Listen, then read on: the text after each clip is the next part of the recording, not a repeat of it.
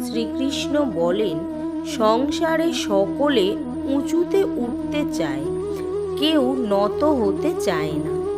সবাই এটা মনে করে যে নত হওয়ার অর্থ হলো তাদের আত্মসম্মান এবং অহংবোধের বিরুদ্ধাচরণ করা। তাদের মনে হয় যে যদি আমরা নত হই, সংসার আমাদের দুর্বল মনে করবে, তাদের শৌর্য এবং তাদের ব্যক্তিত্বে অপমান হবে। কিন্তু এটা কি সত্যি? প্রত্যেকবার নত হওয়ার অর্থ কি সম্মানহানি হওয়া? কখনোই নয়। আপনি নিজের জীবনকেই দেখে নিন। আপনার কোনো অমূল্য জিনিস যদি নিচে পড়ে যায়, তাহলে তাকে কিভাবে তোলেন? সেই বস্তুকে তোলার জন্য আপনাকে নত হতেই হবে। আপনি বড়দের আশীর্বাদ কিভাবে লাভ করেন?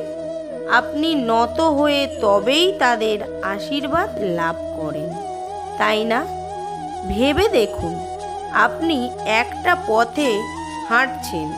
আপনি দেখতে চাইছেন যে আপনি সঠিক পথে হাঁটতে পারছেন কিনা, পায়ের নিচে কাঁটা পড়ে আছে কিনা।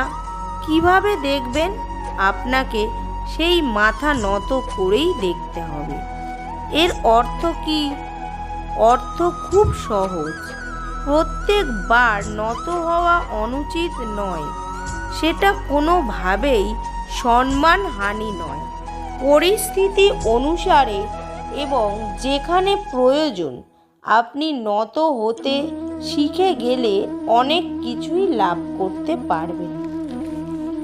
জ্ঞান, মান, গুণ, বিশ্বাস সেই জন্যই প্রয়োজন, এবং পরিস্থিতি অনুসারে নত হতে শিখুন এবং